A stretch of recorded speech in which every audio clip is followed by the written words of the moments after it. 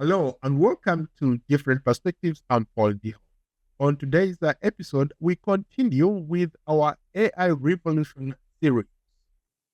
For more than a decade, I traveled across Africa interviewing over 300 CEOs and innovators from small startups to big tech leaders to see how technology is transforming lives from fintech to health tech and now artificial intelligence.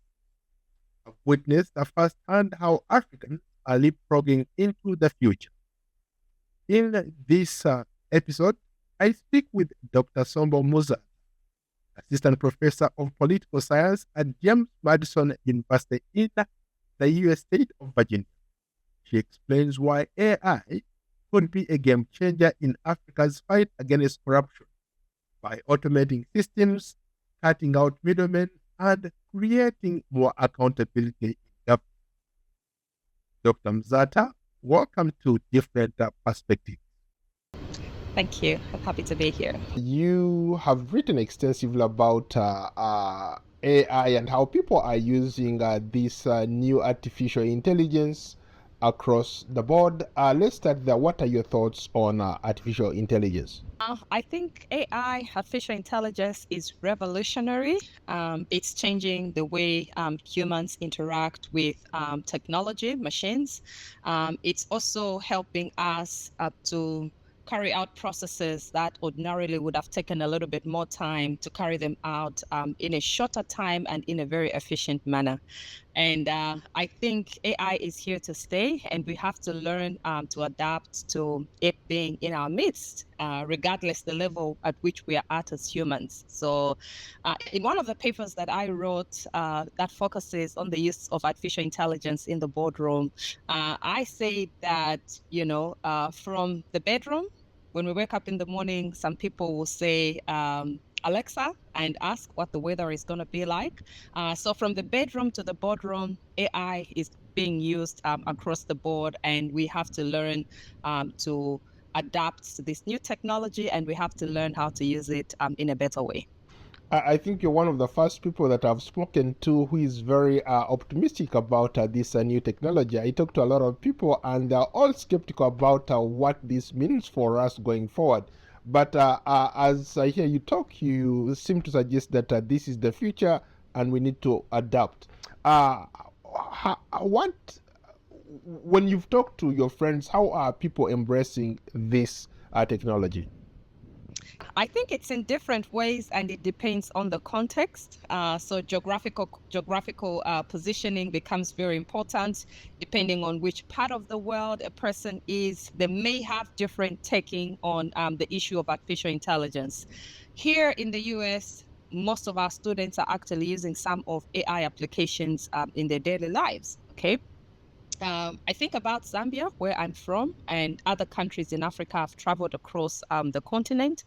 Perceptions of the use of artificial intelligence are different, and they're different depending on how much information people have access to. If the information and branding that has been given is that AI is not good for you because it's going to take away your jobs, then people have a need to be worried, and they're going to be worried.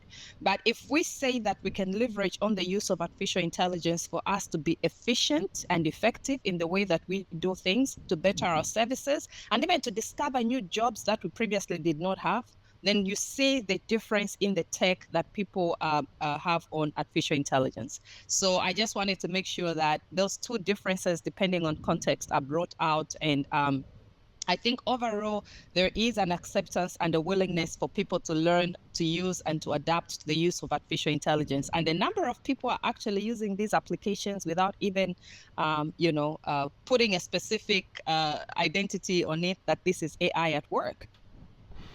Great point. Great point. To that point, you brought up a very interesting angle there. A lot of people are talking about it in terms of okay, if it means replacing my job, but at the same time, there is potential for job creation if people really learn how to use these tools. You can be on the cutting edge of technology. How are people really looking at it from that perspective? I really doubt that people are looking at it from the perspective of how many new jobs can we create. And also, let me say this is contextual. There are some places where deliberate measures have been put in place. For example, chambers of commerce. A few years ago now, I sat on a panel with the University of North Texas, I think, and at Dallas, I hope. Yeah. And they were basically driving this initiative. One of my colleagues there, Dr. James Abokachi, he was driving an initiative, the center that he runs with the Chamber of Commerce, to look at the full breadth of how artificial intelligence, robotics, and big data could impact the way that commerce is done. So what they did, they assembled a group of experts to help them look at what kind of jobs are there and how would those jobs be impacted by the use of artificial intelligence. And I think if we have initiatives just such as the one that Dr. James put up in Texas, working with the chambers of commerce to analyze the kind of jobs that are there and to see which ones are likely to be impacted by artificial intelligence and at what specific phase that impact would be. And can we reskill people, come up with workforce development programs? It would really make a big difference. So I think we need to have a systematic, a systems approach to the way we think about artificial intelligence and how it's going to impact different kind of jobs. So it's something that shouldn't scare people. I think AI is here to stay with us, like I said earlier, and it's being used in many different ways. We have to learn to find ways in which we can adapt and ways in which we can put it to the best use. To follow up on that, we come from a continent that has a lot of issues, but at the same time, those issues could be turned into opportunity. With the emergence of this technology, especially artificial intelligence in healthcare, education, agriculture, in finance, could there be a way that this new technology could maybe help advance some of these areas on the continent? Absolutely. If you think about healthcare delivery or you think about finance, because you talked about finance, I always say that one of the biggest problems that we have is financial accountability. Okay. If we can try and automate most of our systems and cut out the middleman and have most systems relying and utilizing big data a lot, and having the ability to be able to retrieve, data at the time when it has to be retrieved, we would be combating one of our biggest problems, which is a lack of accountability as a result of weak systems and lack of capacity. Would actually be fighting corruption indirectly if we utilize some of these applications that are there. So yes, we can utilize AI in Africa in many different sectors of our economy.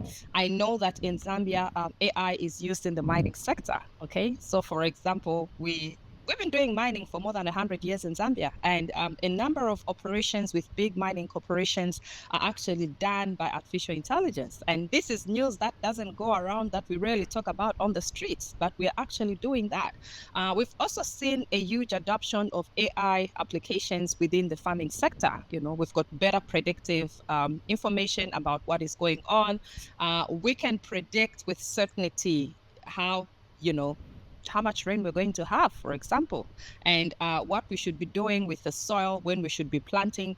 All that information is readily available and it can be utilized for decision making. The problem that is there is that there's been a lack of incorporating some of these aspects into planning, and it becomes a little disastrous. To that point again, you brought up a very interesting issue, especially when it comes to data. A lot of Africans, or a lot of us, don't keep data. We rely on paperwork, we rely on notes that were written maybe 10, 15 years ago. And sometimes when you're looking for records, you don't even, you can't remember when a document was put in place. So there is an issue of data.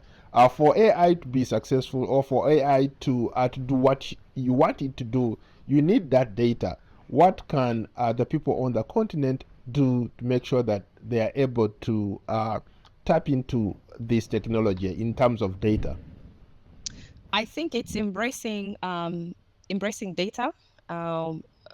in decision making, but then embracing data from the point of generation. Okay. Um, I'm a social scientist, and when we talk about research output, for example, studies have been done that have shown that less than 1% or about 1% of scientific articles come out of the continent of Africa. If you match that up with our population, we're a very large continent. Okay, so why do we have this? Relationship with data? Why is it that we don't want to know? And why is it that we can't store the data? Why can't we use the data that we have to the best, use so that it works for us? And I think you've rightly identified the problem that has been there historically. People would rather hear a story and maybe the story hasn't been written. The danger with that is that people that come in and tell that story, they tell it in a way that they understand it. And sometimes they even spice it up a little bit. So I think we need to get to a point where we embrace generating data and storing data. And that would start right from looking at the entire education system. Can we have in primary school, secondary school, or middle school, elementary, middle school, high school, and even universities? Okay. Can we embrace the use of data? Can we teach people basic things that they can do with data, how to collect and how to store it? I think those are some of the things that we can be done. Overall, just embracing the culture of research. I keep thinking sometimes you hear people talk about things and they're trying to explain a problem to you. Then they're going to talk about, oh, the problem is very big, and they'll describe how big the problem is. And then I ask myself, so where is the data here? And if the data is missing, it definitely just changes the way everything can be interpreted by people that actually can make decisions and can help to support you to solve that problem. So if I had to be given a choice, I would tell my people that, we should work a lot more on stats and not sympathy. If we have stats, we have the numbers, it becomes very easy for us to even describe the problems that we have. But if we're trying to appeal to people's sympathy, to understand the problems that we have, then we're losing it. And I think we've lost it for a long time. So embracing statistics, the use of statistics, basic data collection methods, that becomes very important. And it's looking through the entire education system. I will tell you that there are some institutions and there are some courses in most countries on the continent where individuals go through their entire life in college or university and they actually haven't done a simple class in research methods. Absolutely. And yet research methods is very basic and important to everybody's functioning. And like you've rightly said, we are in a data-driven world, AI world, you need data. So that becomes a necessity. And if you cannot collect data, you cannot analyze it, you cannot report on it, interpret it, then you're literally putting yourself outside. Interesting. Earlier, you talked about how it's important to embrace this technology, especially when it comes to employment. Most of the naysayers talk about how the possibility of AI replacing them when it comes to their jobs. Is this something that maybe, for lack of a better word, is it something that people are not are afraid of, that it could potentially take away their jobs, or it's something that maybe they just don't know, they don't have enough information about how AI works? I think we'd seen earlier on a lot of fear mongering, and when you appeal to people's fear, you actually hook them, okay? And they'll carry on with the narrative that you have given them. Like I said earlier, we can utilize AI in many different applications, in many different ways. We can use it to enhance agriculture. So if people are saying, oh, no, if AI comes to Africa, this is what's going to happen. I already said we're using artificial intelligence in many different sectors within It's already the continent. there. So can we embrace its use, and can we do assessments at many different levels of government to understand how best we can utilize it? Okay, I think that's where our competitive advantage can be. We have a very large youth population. How can we utilize some of the youths that we have and place them in a position where they could use artificial intelligence for different sectors of our continent's development? So I think there is an aspect of fear. We need to go past fear. We need to be able to let the people know that it's not taking your job, okay? It's enhancing how you're doing things.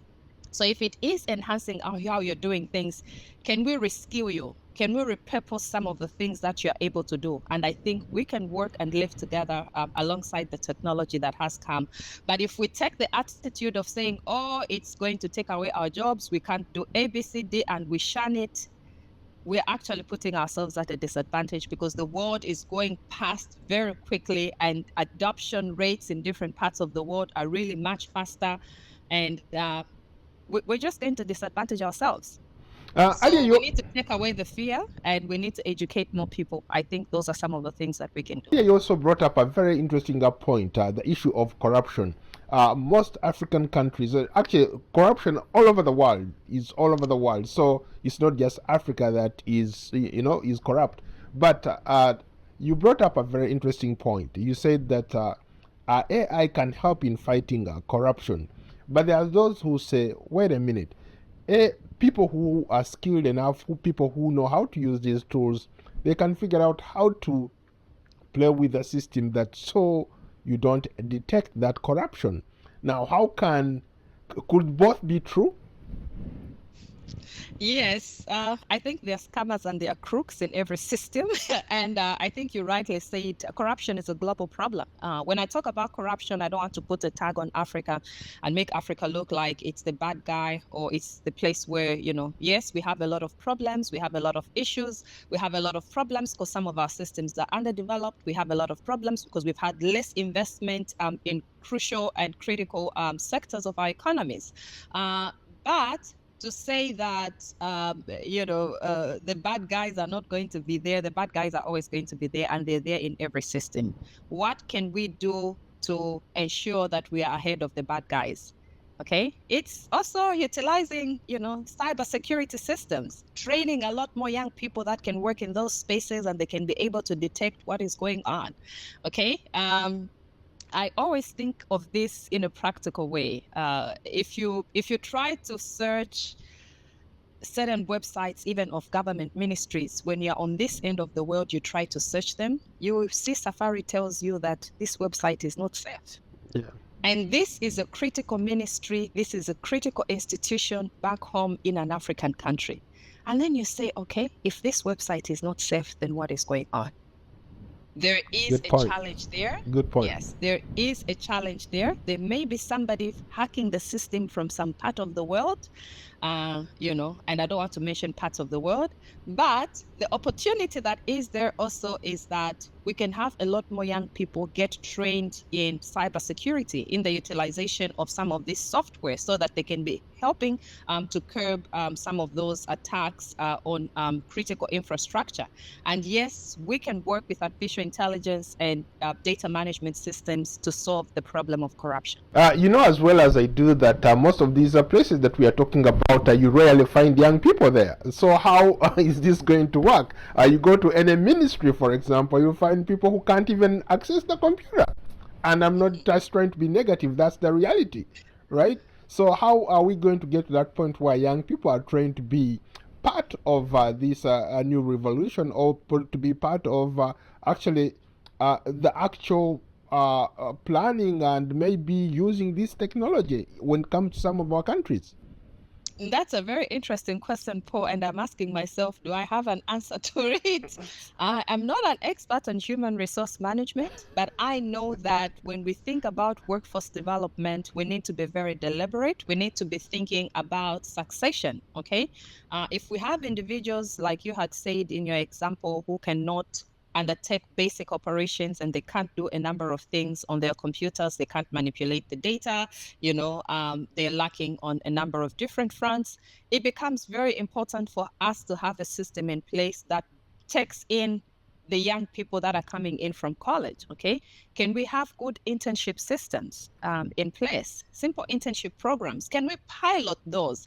I think for me the issue most of the times, because there's this issue of being allergic to data and being allergic to try new things, that shows itself in so many different ways. If we're able to try new things, we could have a government ministry that onboard young people? They're still in college. Can we onboard them and start training them? Because that becomes the next civil service, and the civil service that is skilled and experienced. And we need a competent and skilled civil service. That's what makes a difference between countries. Some countries have invested heavily in education and in training, retraining, onboarding, creating internships for young people so that they can take over as civil servants, whilst other places haven't done that. Young people are shunned out. Okay, so the young people are not coming to take your job now. They will take your job later because nobody lives forever. So for us to be able to prepare them for when they have to take those jobs later, we have to embrace them. Can we embrace young people? And this starts from the home, it goes to the office, and it has to be national programs that we work on to ensure that we integrate young people in developing the workforce and prepare them for the future and handling some of these matters. I hope I have tried. I'm not an HR expert, but I think we can do differently with onboarding younger people and integrating them in governance. Since you're in the academia, how about the issue of education? How can people leverage this technology to bring about change in the education system across the board? Yeah, that's a very interesting one, and there's been lots of discussions that have been going on the use of AI and the adoption of AI in different settings within academia. I know that for the most part, it's been, of course, concerns on the use of ChatGPT, for example. If ChatGPT writes the paper and what goes on, we have also seen that alongside that concern that has been there, other software has been developed that can be used to detect if an app has been used to write student papers. So I think within the education system, it's how best can artificial intelligence be utilized on the student part, but then also on the parts of professors as they generate knowledge. If we think that we have to shun it out completely, we're not going to do that because it's here. We have to find ways in which we can leverage its use so that we are not cheating. Students are not cheating as they utilize these applications, but we come up with basic policies that are going to help to integrate it in the way that we do things. And this is different for each university. I know that my university here, James Madison University, created a task force, an AI task force, and I was one of the members on that task force. And we looked at, different members of the task force were assigned to different committees to come up with recommendations on what needed to be done. And this is publicly available information. That's why I can talk about it. It's there on the website of the university. And, individuals that are interested can look through and learn what the specific task force recommended in terms of what can be done in using AI in higher education. So there are so many opportunities, and we can classify the specific things that we want to use AI on. How about in the context of Africa, like right from maybe primary schools all the way to universities? Yeah, I think analyzing data, like we have said, embracing data and analyzing data, being able to use some of those applications to come up with, databases, creating databases. We can use AI and integrate AI at many different levels. We can build actual databases, build systems. It's different skill sets that are needed for all of those things. And we have a population that can be able to do that. Can we have coders that can code? Can we have people that can collect data and actually build databases using the data that they have collected? And can we have analysts that we train and they can be able to analyze some of those data? Using it in agriculture, can we have better predictive systems? Using it in mining corporations have been using AI for a long time. I gave an example of Zambia. So I think there are many different ways in which we can integrate AI within the education system, but within lives of people in Africa. What got you into this space? That's very interesting. So when did I write? I think 2016. In 2016, I used to do a lot of trainings on prior to 2016. I used to train people on board governance. Okay, I'm a trained trainer in corporate governance, so I used to train individuals on how they can run the institutions better as board members. Okay. What I worked on specifically, I used to work on financial oversight because I'm an accountant by training. So if we're using financial oversight, if you get on a board, what are you supposed to be looking out for? So I trained people how to read and interpret financial statements. And these are individuals that have, for the most part, no background or anything in accounting. They've been selected to serve on a board of a government institution or private sector institution. And I really loved reading the material, breaking it down. So I will look at the statement of comprehensive income, for example, and just explain what that is and what they need to be looking out for when the finance director or whoever is dealing with finances presents the pack on finances to the board. So in doing that, I started thinking, wait a minute, okay, things are changing. I had read, I think, a story about the use of AI in a board in the UK. Okay, so some application was brought on board and sat in a board meeting and needed to analyze data and make predictions for stock markets. I thought that was very interesting. Seeing that is what really drove me into thinking, wait, if we can get a robot or if we can get an AI application into a boardroom and get it to help us to analyze data, to predict the stocks, then it means that the people that are seated in that board meeting need to be trained. They need to understand how is AI going to change the way they do things. And I think that's really where the interest came from. And I started reading and I started writing about AI. And it's really been very interesting and exciting to do some of this work. It's not only the part of looking at the role of the how artificial intelligence impacts corporate governance that I have looked at.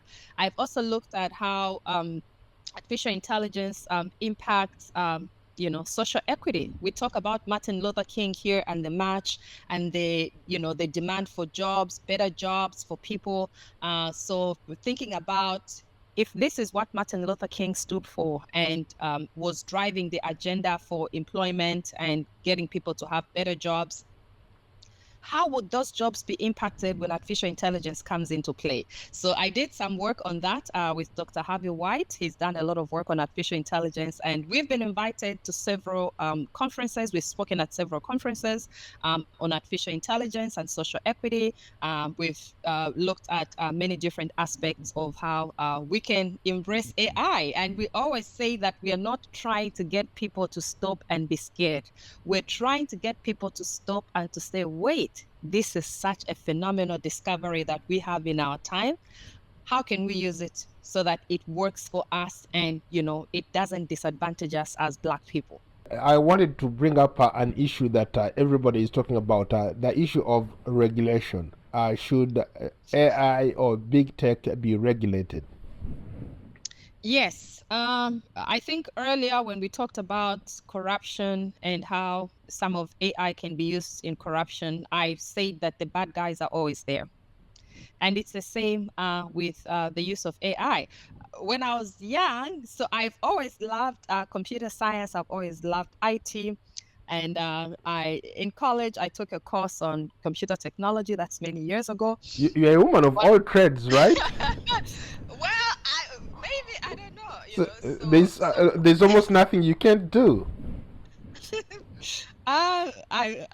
That's a very hard one to answer. But when I took a course on IT, I was like 9800% student. Okay, and taking that course back then, the first basic thing that we learned was that garbage in, garbage out. Okay, so if you have people that are not well-meaning and they feed AI with garbage, what you get Great point. may not be good for everybody. Right. So we had seen earlier, I think we've had a number of people that have been champions within this space to ensure that, for example, Black people are not discriminated. Okay, the criminal justice systems uses some AI applications. If we're talking about facial identification in some of these things, some of our faces look similar. Yes, You sir. can end up being taken in through the criminal justice system when you're not the person that actually committed a crime. Okay, so and I think So the that's issue where of biases, yeah.